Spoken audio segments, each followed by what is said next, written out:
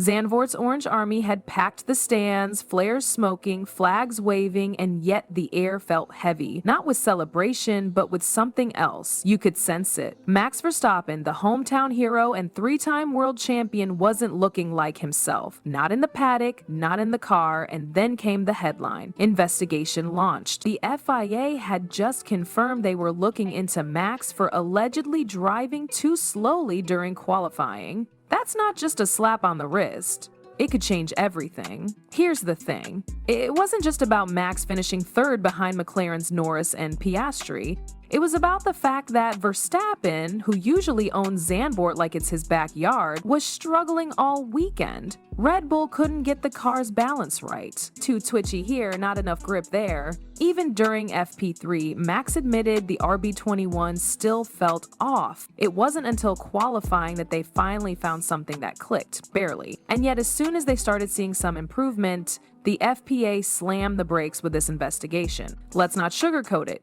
The charge is serious. Article 33.4 of the sporting regulations, that's about unnecessary slow driving, something that disrupts the flow of the session. It's like blocking the hallway when someone's sprinting past. You just don't do it in F1. Combine that with a possible breach of Article February 1st, 12, which deals with unsportsmanlike conduct, and suddenly, Verstappen's third place qualifying doesn't just look shaky, it might not even stand. At the time of the FIA announcement, both Max and a Red Bull rep were already summoned to appear before the stewards. Time? 16:45 local time. Location? Zandvoort. Stakes? Pretty damn high. But what makes this more intriguing is how Max responded. Cool, calm, almost too calm.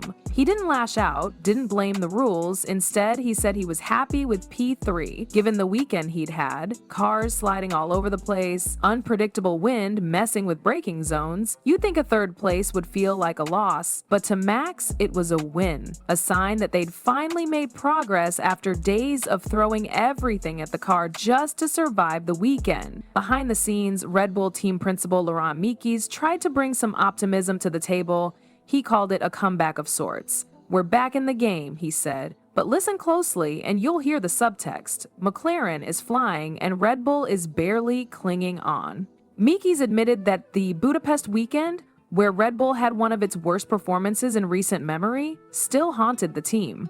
Zandvoort was supposed to be the bounce back, but even with setup tweaks and better handling, they still couldn't touch the McLarens. Meanwhile, Toto Wolff over at Mercedes is playing chess while the rest of the grid plays checkers. His comments during the weekend didn't come out of nowhere. Wolff has his eyes on 2026, when the sport's next regulation shakeup hits, and he's made it crystal clear he wants Max Verstappen in silver. Doesn't matter that Max reaffirmed his loyalty to Red Bull earlier this year. Toto doesn't care. He's playing the long game, and as he put it, you need to go for the best driver. Right now, that's Verstappen, no debate. But it's not just about talent. There's loyalty, legacy, timing. And for Max, Red Bull has been home since day one. He's not walking away from that easily.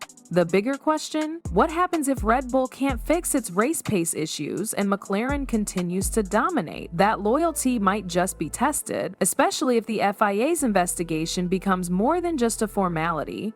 Oscar Piastri's pole position wasn't just a win for McLaren, it was a warning shot. This kid isn't here to play support. 5 poles already this season, and now he's out qualifying Verstappen on Max's own turf. That's not just talent, that's a signal. McLaren is no longer the scrappy underdog. They've become the benchmark. And while Norris grabs the spotlight with his interviews and confidence, it's Piastri's calm destruction of lap times that has people whispering, future world champ. Lando Norris, of course, isn't just letting it slide, he's consistently breathing down the necks of Red Bull, Mercedes, and now Ferrari, throwing elbows metaphorically every time he steps into the car. Together, Norris and Piastri have turned McLaren into something Red Bull has to worry about every single weekend. The setup is clicking, the car is alive. And whatever magic Andrea Stella and the crew have unlocked, it's making Red Bull's dominant run look fragile. Red Bull knows this, and you can hear it in Max's interviews. He talks about the wind, the grip, the setup. Typical racer stuff, but you can feel the shift. He's used to being chased. Now he's doing the chasing. His comment about just trying to keep the guys behind us was telling. That's not the Verstappen we saw in 2022 or 2023. That's someone who's reading the writing on the wall. The era of untouchable Red Bull dominance may be over. And it's not just on track where the pressure is building. Toto Wolff's pursuit of Verstappen isn't some media stunt. This is calculated, strategic, the kind of move only a guy like Toto makes when he sees blood in the water. Lewis Hamilton is heading to Ferrari. The most iconic car in the sport will soon have the biggest name behind the wheel. Mercedes can't afford to be left with just vibes and nostalgia. They need someone who can bring results, titles, and headlines. Max fits that bill. Wolff hasn't stopped reaching out. In fact, he confirmed that even this season, conversations happened. They didn't lead anywhere, but that's not the point. It's about planting seeds, keeping doors cracked open. Because if Max ever starts thinking Red Bull isn't the place to win anymore, Mercedes wants to be the first number he dials. There's also George Russell in this whole equation. The young Brit has been patient, consistent, and mature, but also fully aware that his seat isn't immune to change. Wolff admitted it himself. He told George exactly what was happening. That's how Mercedes operates, transparency even when it's uncomfortable. Because for Toto, it's not personal, it's business. And if Verstappen becomes available, you take that shot. All of this comes as Red Bull continues trying to make sense of its own inconsistencies.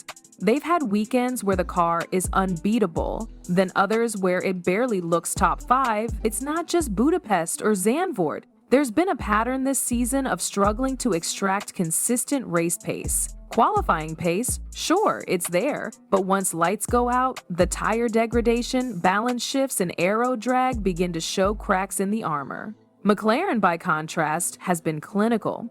Verstappen's own words reinforce that uncertainty. What happens in front of me, I can't control. That's Max being honest. He doesn't know if he can win from P3. Not this time. Not with McLaren like this. For a guy who used to enter every race knowing he'd leave with a trophy, that shift in tone is massive. And looming over all of it is that FIA investigation. Because if a penalty drops, Red Bull's already uphill Sunday becomes a mountain. And Max Verstappen, for once, might have to fight not for victory, but just to stay in the game. Toto Wolff's long-term play isn't just about snatching Verstappen. It's about reshaping Mercedes into a championship-winning force again. The team has taken some brutal hits over the last few seasons, with Red Bull's rise and Hamilton's departure leaving a vacuum. But Wolff isn't a man who rebuilds quietly. He knows that in F1, timing is everything. And 2026, that's the golden hour.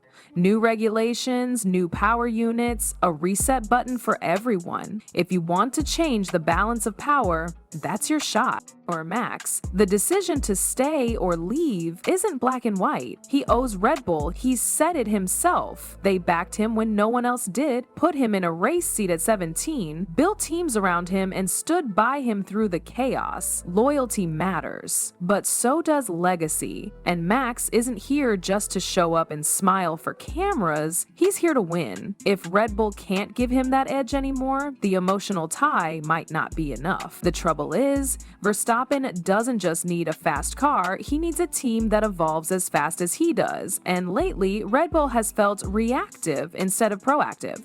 They're adjusting setups mid-weekend, scrambling to find balance, and relying on Max's raw ability to bail them out. That's not a sustainable model, especially when McLaren is showing up already dialed in and Mercedes is quietly working behind the curtain, sharpening their knives for 2026.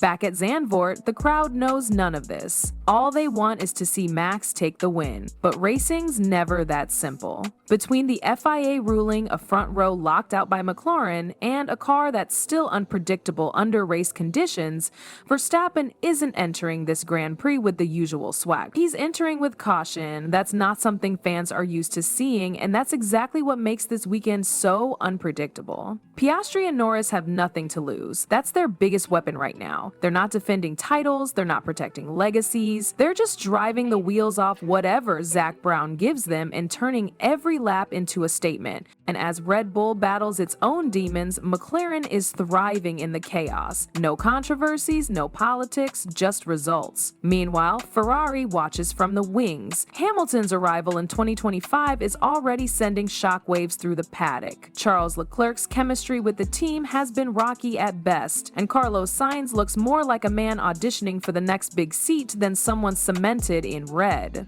The entire grid feels like a chessboard with pieces moving slowly, setting up for the new era. That's the thing about Formula One. Everything is about what's next. This weekend's race might feel huge now, but in the grand scheme of things, it's part of a bigger shift. A shift where Verstappen might not be the automatic favorite. A shift where McLaren could finally fulfill its decade-long rebuild. A shift where Mercedes isn't just fighting to survive, they're planning to dominate. Even with all the noise, Verstappen still has something no one else does: control when it counts. If anyone can shut the world out, put his head down, and deliver a race so fast and flawless that the headlines vanish, it's Mass. But this time, he'll have to do it under pressure, under investigation, and against two McLarens that are absolutely flying. If he pulls it off, it'll go down as one of his grittiest wins ever. If not, it may just be the clearest sign yet that the Verstappen era is entering a new, uncertain phase. Either way, the Zandvoort weekend is about more than just one race.